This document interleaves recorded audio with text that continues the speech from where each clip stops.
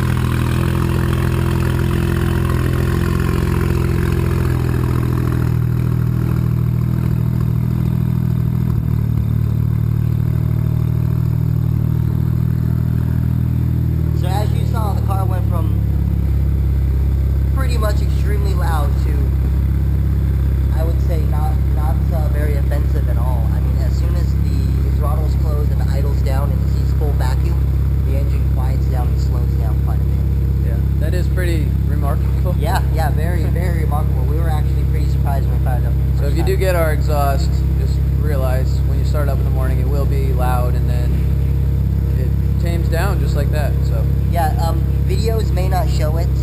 Later on, we may show this exact test again with a decibel meter, so you guys can see what's going on. Oh, and also this car doesn't have a cat in it, so with a cat, it's going to be considerably quieter. Didn't you notice that on the 335? Considerably quieter.